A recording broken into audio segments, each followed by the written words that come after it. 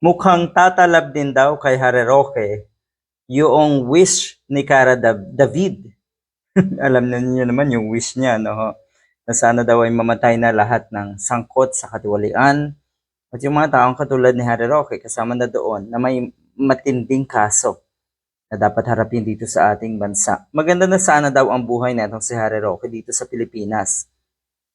Oh, milyonaryo na yan kahit papano. Kaya lang kasi daw ang sinamahan niya na grupo ay ang grupo ni Digong.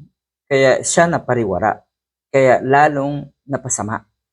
Sakim, kasakiman ang nangibabaw. Kaya ganyan. Mas mabuti pa pamumuhay ng magsasaka dito sa Pilipinas kasi kasama mo ang pamilya mo.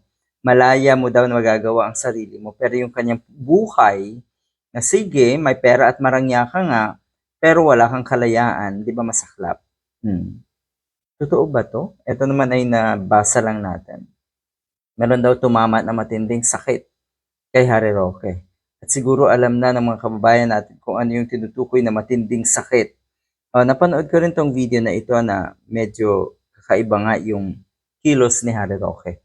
Sa itsura pa lang, hindi talaga siya healthy. Physically, mentally, emotionally, down. May problema. Sabihin na natin gano'n. May problema. So ito daw ba ay malaking karma? Pwede. Talagang karma ito sa mga katulad ni Hareroque. Tigilan mo na kasi yung iyong pag matinding paninira sa ating gobyerno at sa nasa Malacanang. Buti sana kung simpleng kritisismo lang yung mga binibitawan mo eh.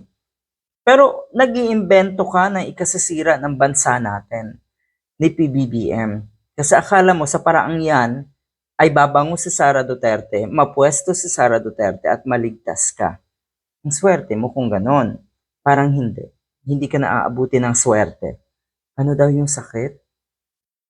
Kasi dito may mga hashtag, hashtag AIDS, hashtag HIV. Kasi ito daw na kanyang itsura at yung mga nakikita ng tao sa kanyang pagmumuka, lalo na sa kanyang bibig, yun daw ay mga signs nga ng ganitong klaseng sakit. Yak!